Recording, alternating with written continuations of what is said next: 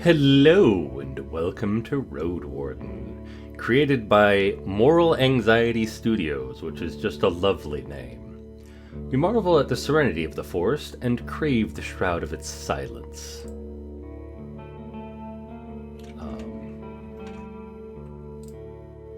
Alright, that was a weird bug.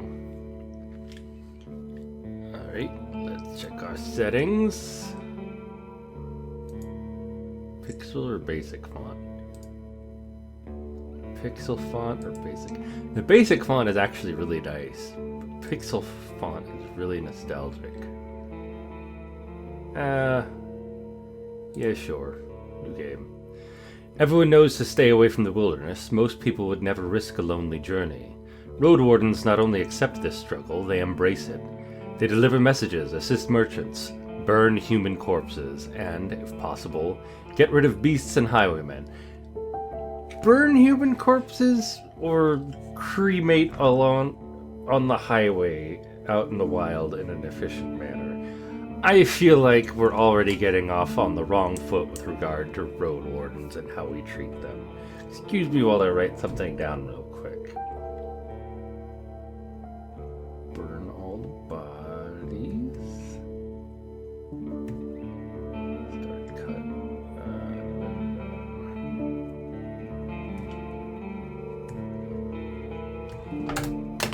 They live on the road, die young, or retire early.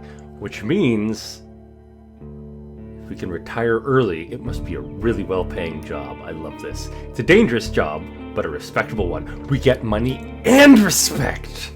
And it pays well, I know it! Oh my gosh. It's just like the millennial dream. Do I leave the city of the safety vault? I want to say yeah, I go right away, but what does having my doubts mean? Do I get more narration? Oh, okay, that just takes me back to the menu. That's nice. I better check my bundles. I think my horse has a cold. I should practice with my axe. I work in the harbor, buy better supplies. I'll share one more day with my loved ones. I don't like this weather. I'd better go to that wedding. You know what? I don't want to go to a wedding. Let's leave the safety of the walls to flee the wedding. Please select the difficulty mode. The choice cannot be altered later on. That's interesting. A deviation from a lot of more recent games. Casual, though, for those focused on the story, there's no time limit. More cash at the start. Some quests are more forgiving. Standard, for those familiar with RPGs. They don't mention which kind of RPGs. Curious. 40-day time limit. Regular rule set. Restrictive for the returning road wardens. 30-day. Alright, we're going standard. Increased nighttime damage. We don't want to deal with stuff when we don't know how the game works.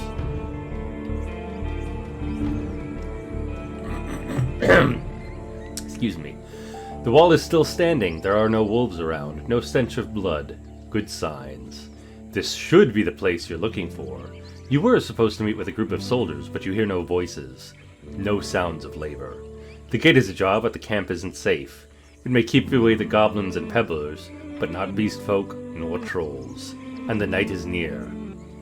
Your palfrey breathes heavily. It had a long day. Alrighty. Look for another shelter, look around cautiously, dismount and sneak inside. Let's look around, because that's kind of weird.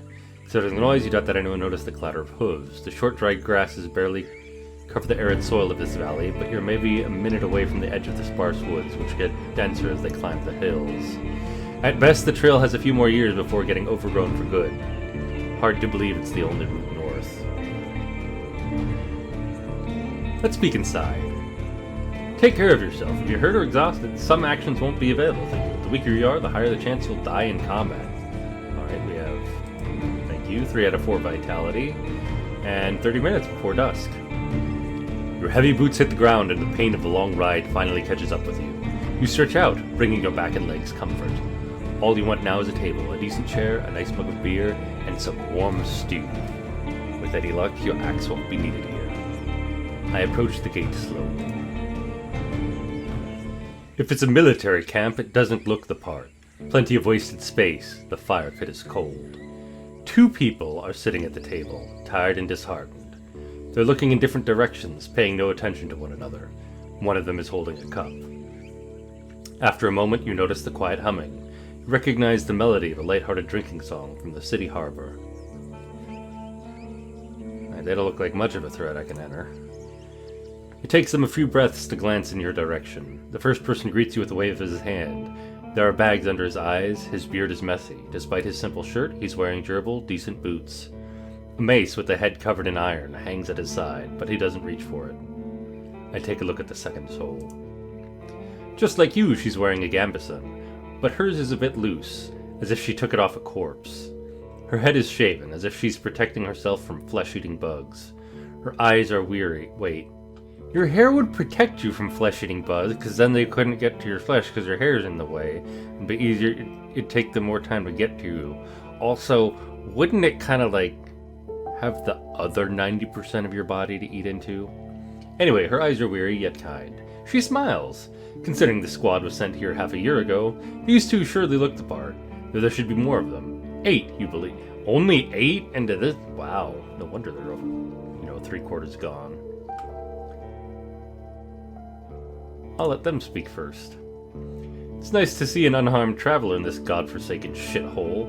Makes me a tiny bit hopeful. The bearded man's voice is strong yet timid. You could have told me that before I read him. Oh well. You'll be staying the night with us, I guess. We're soldiers, he and I, adds the armored woman. That's important, she's armored. Her moment switches from half asleep to relaxed. We'll do our best to keep the camp safe, but if you were to take first watch, it would be a huge help.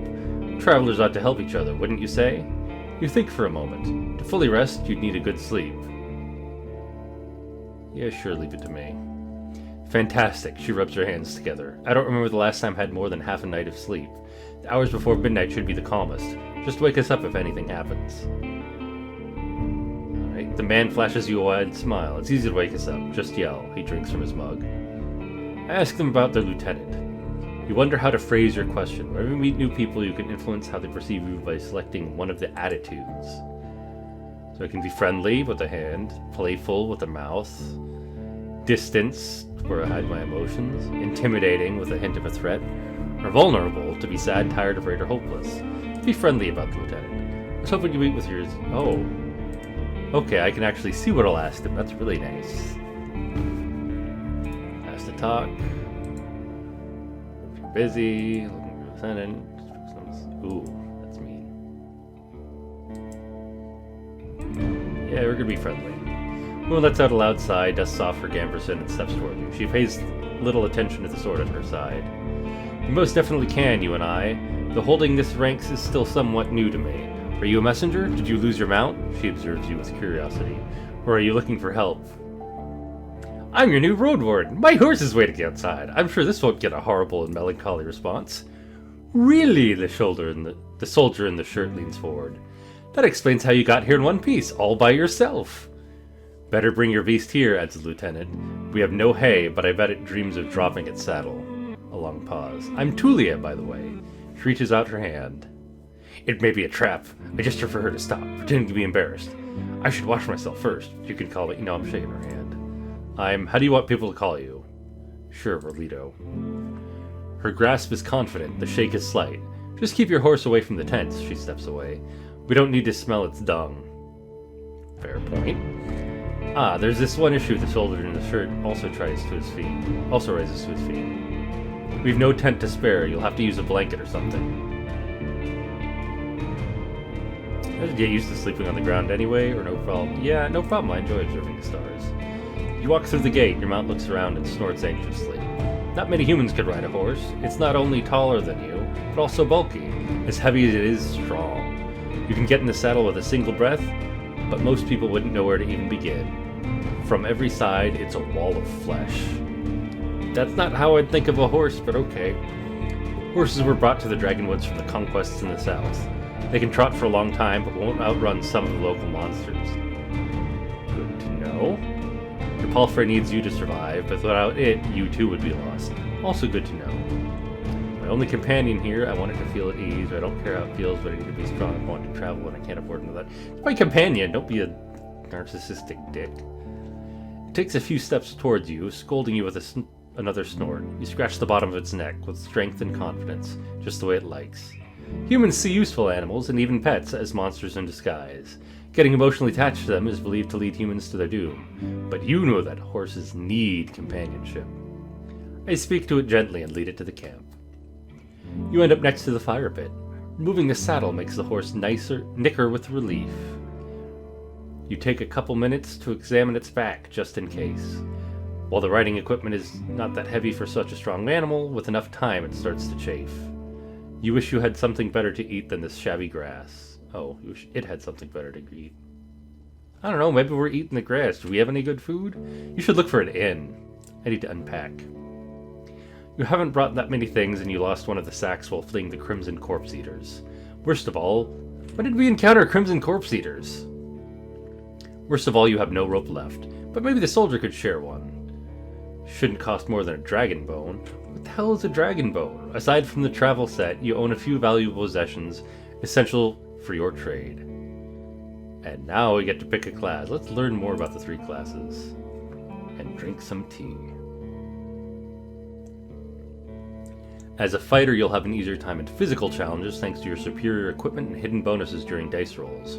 You'll be physically more capable than the other classes, what opens unique opportunities during some social interactions. It's the best class for beginners. Fighters' weakness is that their reliance on physical strength is all they got. Your special abilities won't be available to you if your vitality drops to 0. Alright. The mages use Pneuma, a versatile but limited pool of energy points, so magic, mana, whatever, that can be spent to cast a few humble spells. Magic won't protect you better than a sharp axe, but as a mage you'll be able to heal faster while resting. That's useful. Detect magic in a mysterious area, also really useful. Distract a beast with a simple trick, so avoid combat. And find a common tongue with other magic users. Also useful. Using the mage's powers too freely will result in having no Pneuma left when you need it the most. Alrighty. The scholar will know more about the world's mysteries than you, helping you take advantage of some unusual situations. Your character will impress the locals with its knowledge, and you'll be able to read the sparse written clues without anyone's assistance. Scholars struggle with combat more than the other classes, but with enough carefulness and exploration, you'll gain access to alchemical mixtures that'll help you escape from any dangerous situations. Scholar sounds cool, I'm gonna pick the mage. You unpack and inspect your belongings. Your water skin isn't pierced. The spare clothes are still here. Just in case, you take a look at your wooden bowl and mug, your cape, tinderbox, bandages, your food ration, knife, nothing special or too cumbersome. From time to time, your routine helps you avoid mistakes, but it doesn't make it any more exciting. Oh, but this doesn't make it interesting. Taking equals will damage your armor, you can fix it in various settlements. We got 2 out of 4, and it'll only stop the lighter attacks. Where's our inventory? Unless you're occupied with another task, you can eat food, drink potions, and use your item from this menu. Be sure to click on each new item you receive, as some of them can have unusual applications. So we've got food rations. Alrighty. Fresh snacks spoil fast outside of a cellar, while long-lasting foods are either expensive, like honey or dried meat, or require cooking before consumption, like beans or grains. Most travelers spend their nights in taverns, huts, and villages, where they can trade for cheap, warm meals, or even eat leftovers for free. As a result, food rations are eaten only when necessary, so hang on to those. A pouch with coins. City artisans make coins by cutting dragon bones into slices. They are valued by merchants, so they're rarely used in the countryside. You know, instead of murdering the dragons, if you would tame them or train them or work with them, depending on how they are in this setting, they could handle the monsters for you instead of cutting their bones into coins. When it comes to trade, there's barely any connection between Hovlavan's marketplaces and the inns of the countryside. While city officials keep track of the value of different goods and oversee the legitimacy of used coins, the villagers prefer to barter or exchange their resources for work and other favors. A single coin is worth quite a lot among merchants. It allows you to stay and eat in a shoddy southern tavern for about 5 days. For 10 coins, you'll buy a decent bow. For 20, a sword, and for 100, a squad of mercenaries will be willing to face a family of trolls. So, for 500 days, a squad of mercenaries will face a family of trolls. There's 2 bows at the cost of a sword, and 5 swords. I don't know how weapons are priced, I'm moving on. A gambeson, a padded defensive jacket made out of linen filled with rags. The cheapest type of armor, it's surprisingly effective and as a result, very common. Alright, so we get more detail on each of these. Magical amulets. Satchel that includes a leather pendant with a single pearl covered in cryptic engravings. Use it for simple tricks and... Oh, because I picked the mage. So we can use light tricks. Clean linen bandage, so you can heal fresh minor wounds. Some wooden spheres, they get warm when put nearby an unusual amount of pneuma. So I guess we could detect unusual amounts of magic. I got it. The wand made of willow branch, partially filled with quicksilver. It helps you channel your magic blast. And your lucky button. I like that you just have a lucky button on top of all the magical stuff. So they help you focus your pneuma in ways you don't quite understand. The travel set. Your sack contains all sorts of useful tools. Odds and ends that you've taken on this journey just in case. A rainproof cloak. That's useful. Set of bone needles and a thread so we can repair stuff, an iron knife, a blade sharpener, a tinderbox, and a couple of tallow candles. A bunch of rags used to make torches, as well as a flask of oil, a pair of protective gloves made of thick leather, etc., etc. We have a simple battle axe. Traveling with an axe shows that you've learned how to fight humans and human-sized monsters. It's not masterfully made, but it's easier to put to the test, and you've practiced with it for many days. They're common, yada yada yada. Play the game if you want to learn more. This is just fun. Oh, cool. You even got an archive of everything. Alright, from time to time, your routine helps you... Okay, we read that. Return to the soldiers. They're at the table again, observing your beast and chatting between themselves. Your stomach growls at the sight of them eating out of wooden bowls. One more bowl is put at a previously unused end of the table. You can sit down on a tree log. I can thank them for the meal, but don't want to eat them. Ignore the meal. I'm just going to join them and eat the meal. Alright, now we learned about nourishment. Keeping your stomach full will make you stronger. Starvation won't allow you to restore vitality while resting. You can find your supplies in the inventory yet again. 15 minutes before dusk. It's cold gruel, the meal eaten in times of hardship. This specific bowl is filled with water, hog millet, some strange-looking cereals, and blueberries. Welcoming you with a warm meal, even a humble one, is beyond their duty. Soldiers live with and for their companions, constantly on the move from one part of the realm to another, making sacrifices to protect their group as they face dozens of hideous creatures. Their lives are filled with discipline, hardship, and camaraderie. Roadwardens, on the other hand, learn how to work by themselves. They seldom engage in open combat, patrolling the same roads for years. They help the settlement stay in touch. They help the settlement stay in touch, but also maintain commerce, settle down, forge friendships. When there are no laws to follow, they use their own judgment. Different responsibilities, different lifestyles. I eat quickly, not focusing on the taste, then speak with Tulia. That cost me 15 minutes and it's now dusk. I got 3 out of 4 nourishment though, so it's easier to overcome some physical struggles. She's focused and chooses her words carefully. She looks away only when she gathers her thoughts. I'm afraid I can tell you less than I would like to and less than I should. She nods towards the other soldier. As you can see, there's not a lot of us left. At the beginning of summer, there were 8 of us, including our previous lieutenant. 5 are dead and 1 has run away in tears. At least one of them lived. We're also strangers in this land, added her companion. Any piece of information may help me do my job. The man leans forward, his legs shake nervously. He sounds like a kid asking a bard to sing one more story, tell a joke, or do a magic trick. Whatever it takes to escape from boredom. His untrimmed beard hides a much younger face than you originally thought. What did the officials tell you? I expect not that much. No soul governs these lands.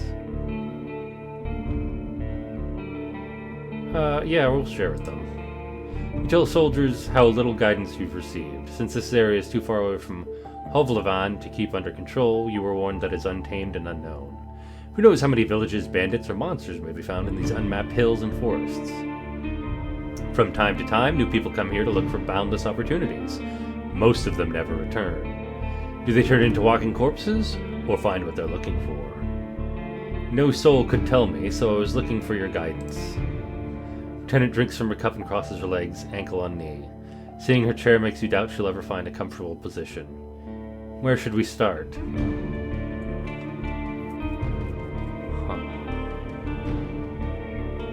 Alright, so before I can do anything, I need to ask about Peninsula Roadwarden. What should I know about the Peninsula? I'll tell you what I know, and you will be the judge, says the lieutenant. How long did it take you to get here from the city? On a decent palfrey, I'd guess it would be 3, 4 days? When you confirm, she continues. From here you can reach the coast in about a day, as long as you don't make any stops. Do you know the situation? Why no ships can get here? You nod. The sea route allows Havlovan officials to keep in touch with the coastal villages, collect taxes, move the soldiers, collect lumber, deliver tools. But maintaining order on a wild coast such as this one is like filling the ocean depths with coins. Because of the rocks, you can hardly stop a ship 5 miles from shore, and the boats can't get much closer. She nods. I don't know much about fishing, but there's not that many people living by the shore, and they don't care to stay in touch with the city folk.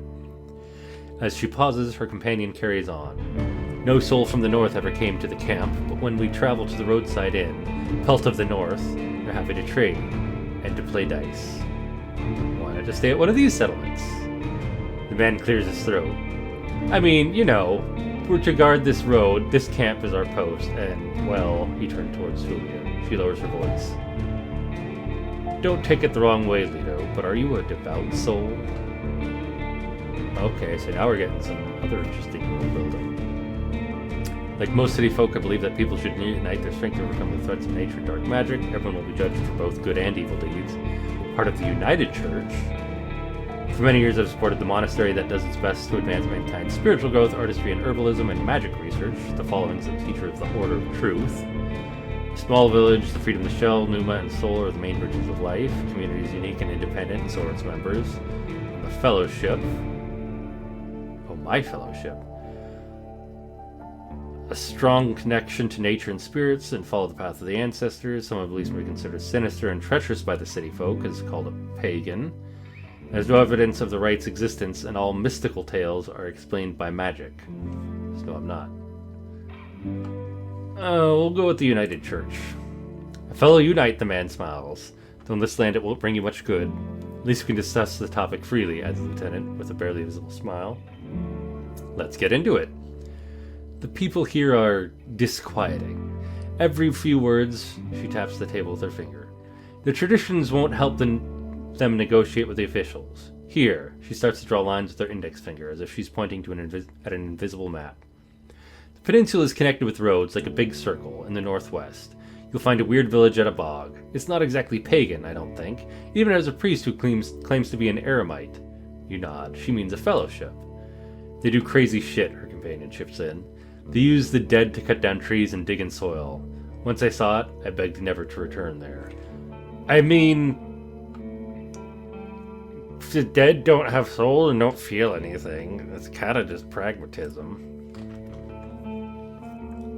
You've heard tales such as this one since you were a child. If an isolated settlement manages to survive without a city's influence, its customs and traditions grow more and more alien. Every generation learns how to adapt to a dangerous condition they have to deal with, and the rustic pagan traditions muddy their river of faith. The United Church often warns its members about the crazy druids, necromancers, and blood mages. The bringers of doom, the traitors to humankind. Oh, so they're necromancers, I get it now. You able to speak to these necromancers? You can see why we were not eager to go there, and if we could avoid it, the lieutenant chuckles, maybe they'll be more welcoming to a Roadwarden. The roads are dangerous, with little to no shelters. People need your help. The man in the shirt turns a bit and points a finger to the northwest. If you're heading to the undead village, you'll get to an inn first, and soon. Tulia nods. Pelt of the North is a safe place. You can talk with an innkeeper or guards, ask them about the road. And how about the east? She stares off across the camp. Hard to tell, we went there only once. There are hills, forests, rivers. We saw a tunnel sculpted in leaves and branches. We didn't enter it. Wilderness all around. Any monsters worth mentioning? Anything that could catch my mount? We saw all sorts of beasts, the man starts to count on his fingers. Goblins, tree ants, cats large and small, runners, howlers, wolves, spiked boars, mouflon eaters, griffins, but we managed to stay away. Some could catch up with most mounts, Tulia glances at her companion. Though Palfrey should be fine. The trees are so tall that flying creatures keep to the coast and mountains. So there's flyers on the coast then. There's not that many humans around, and the animals are busy fighting among themselves. They fight more for food than territory. Alrighty, so watch out for hungry animals. Soldier cracks his knuckles. Don't provoke them and ride fast. Just count on luck. Although if they are fighting for food, usually the reason you fight for territory is that it enables you a food source, even in the animal kingdom, so that's kind of weird. That's all I need to know. Afraid we can't do more for you. What happened to the previous Roadwarden? I love how all of this takes 0 minutes. Tulia takes a deep breath. Aren't you a bit late for a rescue mission? We haven't heard from him for almost half a year. The soldiers speak for a bit between themselves, trying to get their story straight. They confirmed that he had stopped by their camp a few times, but stopped showing up at all in early summer. The bearded soldier starts to scratch the table with the tip of his knife without looking at you. I don't remember his voice, always busy, drowning in things to take care of. He would sit somewhere, sharpen his sword, fix his loud mail, clean his clothes, write notes on that wax tablet of his. Yep, and leave at dawn. Unlike us, Asterion never gets bored. Tula lets out a joyless chuckle. He's secretive, but some of the locals speak about him warmly. Maybe he just doesn't like us. Sounds like you're not sure if he's dead or not. If anyone knows, they won't tell us. Maybe someone is keeping him in a basement, the man carves with passion. We haven't seen him or his Saurian. Something ate them, I bet. The officials have hired you, right? They don't expect him to return. Richer Roadwardens often use 4-legged meat-eating saurians as their mounts. They have to be tamed and trained since they're hatching, but unlike horses, can easily defend themselves from many monsters. At least your palfrey is fast and reliable and won't suddenly sink its teeth into an innocent passerby. Ooh. You know what he was looking for? Maybe he left you a message? Neither one of us has any insight into his dealings, says Tulia. My predecessor left me no clues. We also took a look at Asterion's stuff. Wait! She raises her open palm. I almost forgot. She stands up and heads to a nearby tent. He has kids in a village near Hovlevan. I was planning to take all his things there. A pouch, a second spear, a decent bow, some potions. Quite a treasure. She glances at you. But I would much prefer to bring them the truth about their father. So you want me to find out what happened to him in exchange for his stuff? Here's the catch, she dusts off the hilt of her sword. You've hired a messenger to ask the commanders for further orders. Since she hasn't returned, and you know nothing about her, she either ran away or something happened to her. We are meant to stay here until fall. What do you think? Come see us, tell us what you've learned about the man, and we'll get back to Hovlevan together. You think about your real mission. You're planning to return to Hovlevan in the early fall anyway. If he's alive, I don't think he's going to be happy about me taking away all of his possessions. New journal entry. Find the Roadwarden. Use your journal for a list of quests. So far, it's find the Roadwarden. We've learned about Tulia and Asterion, the other soldiers, this guy. Oh boy. There's a lot in the bestiary. The heck is a runner? Oh, runners are birds. Unicorns. One of the most feared creatures in the Dragonwood, infamous for holding a crucial role in the wrath of the herds. They charge in the front, able to get through wooden and most stone walls with a single crash, ignoring the wounds they receive in the process. Their part is then done. Other beasts can get inside, not bothering with the defenders. Wow. This one's really taken the unicorns to another level then. Alright. I've lost my rope. Could you spare me one? You're in luck. She heads towards one of the crates and moves aside a large linen sack, revealing a rope. She brings it back and nonchalantly sits down in her chair. Take it. I was planning to leave it behind. Take a closer look. I got a fine rope, a regular oak made of hemp fibers. I could either buy it or offer some food in return. I either get it for free offer. I'll offer some food in return. Tulia leans forward and rests her forearms on her thighs, looking down with clasped hands and meets her eyes. I'd normally refuse, but we need some decent food. Every day I'm searching through our groats, looking for worms and putridity. We forage, but it's not a great spot. Some food rations will brighten up a foggy day. For now, you leave the rope on the table. And with that, we're going to save and call it an episode. This is a really fun game so far. We haven't even left the camp. I will see you all next time. Bye-bye.